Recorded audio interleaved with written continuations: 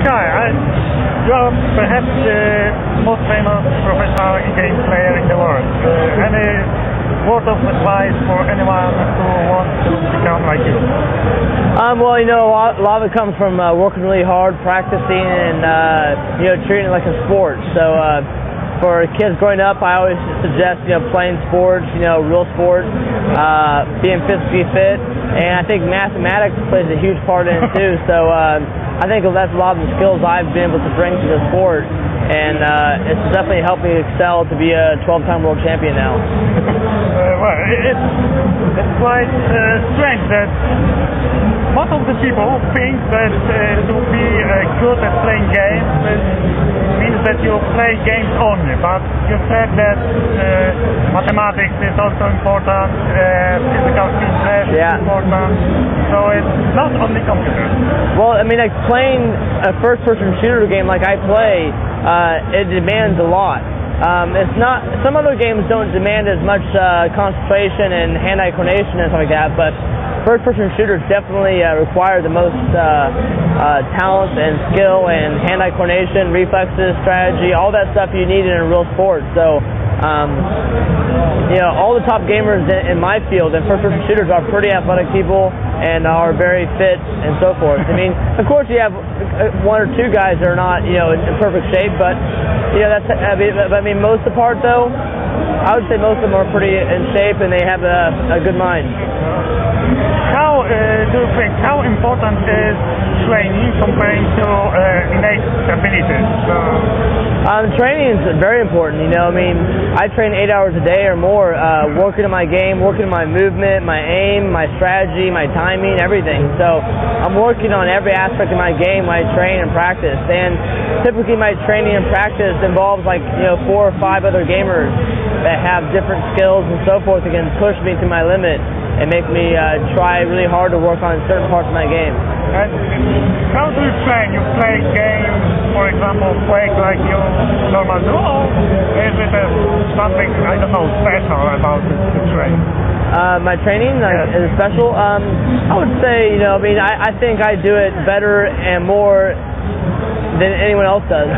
So you train more than others? I train more than others, of course. I'm pretty crazy and a little bit insane at times, but you know, I mean, I think any champion that trains and has a burning sensation to win will do whatever it takes, no matter what. So if it involves being up for 12 hours straight, playing games nonstop, then you do it.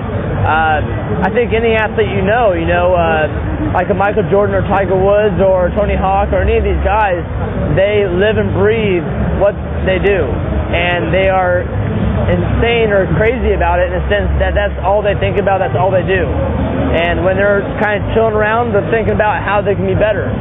So I'm the same way. When I'm sitting around like today, you know, I might be thinking like, oh, can I think of a new strategy or a new move or something different I can do?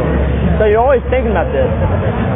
And next question is, how important is hardware? For example, mouse or keyboard or headphones? Equipment is very important. Just like any sport, you have good golf clubs, you're going to play better. You have a good tennis racket, you're going to hit the ball better. You have a good pool stick, you're going to hit the ball more pure.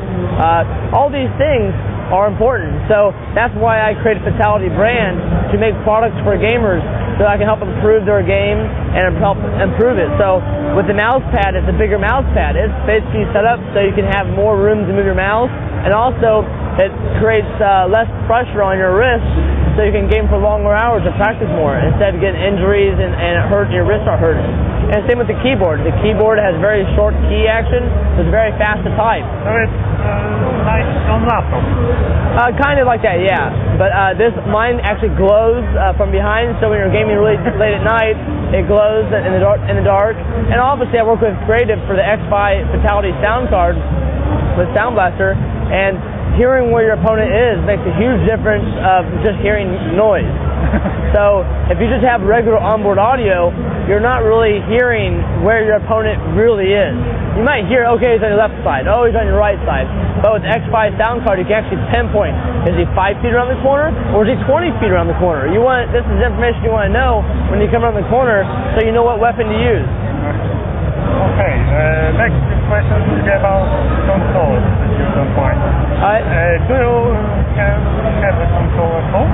Of course I have a console. I mean, I grew up on console gaming and so forth, and I played it a lot, but I found, you know, PC gaming to be a lot more advanced, a lot more talent and skill in the game. So professionally, that's where all the money has been for pro gaming, and that's where the best players play at. Do you think it will be possible in the future to have, I don't know, Halo 5 to be as competitive as If you're always using a controller, no way. The controller is so bad, and it says you cannot play a first-person shooter on a console. You can play it 50%, but to play like I play, impossible. John Carmack said a few days ago that currently genre that is gaming forward is MMO, not FPS games, but MMO. Do you like MMO games? You know what? I played World of Warcraft a little bit, and it was kind of a fun game. But you know, of course, you know, I mean, I would like a first-person shooter or massive multiplayer online game. So, you know, if John could create something like that for me, then I might be interested. You know, they've always been great games. I'm a huge fan of id Software, so whatever they make, I'll be pretty much supporting it in some way. But I wasn't really happy with Quake 4, but they gave that off to another company called Raven Software, so I don't really blame id Software too much. But I want id Software to make the game, because usually when they make a game, it's really good. But there's a couple things they need to work on, and you know, just like any company, and hopefully. You know, eventually I could be a part of, you know, making some decisions on how they make the games and so forth. But other than that, you know, I like their games. I mean, I have World Championship in Quake 3 and Doom 3, you know, two of the games they made. So I'm very happy, and I like id Software. So I'm a big fan. What game do you play at the moment most? Right now, I guess the game I'm playing the most is Team Fortress 2 and Quake 4. But for my most leisure time, I'm playing a lot of Team Fortress 2. Just kind of messing around. But I'm looking for a new game already. I want to play a game that's fun and interactive, and a one-on-one game, like a dueling game, like one-on-one. I miss games like Painkiller. So for you, the graphics, or I don't know. The graphics are important, yes, but the gameplay is more important. I want the gameplay, the fun, the natural ability just to dominate an opponent. So I like that part. Okay. What's your favorite gameplay mode in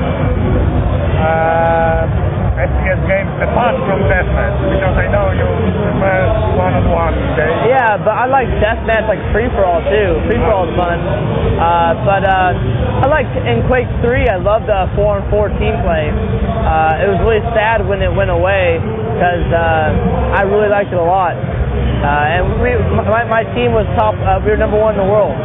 So we were #1 in the world for like 2 years in Quake 3 4-on-4 team play. So I missed it, but you know, there's not a whole lot of money in team play and normally, you know. So you always have to split it 5 or 6 ways with your players and managers or whatever else. So I said, screw it, you know, I'll just play one-on-one, and I'll make over $500,000 playing 1v1.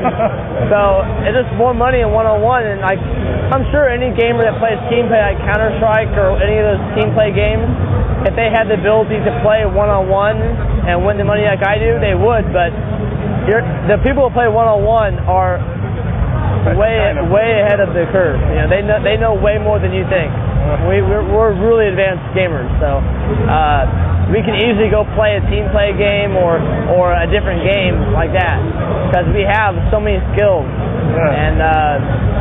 And when it comes into a one-on-one situation, I mean, more likely or not, we're going to dominate you. Okay.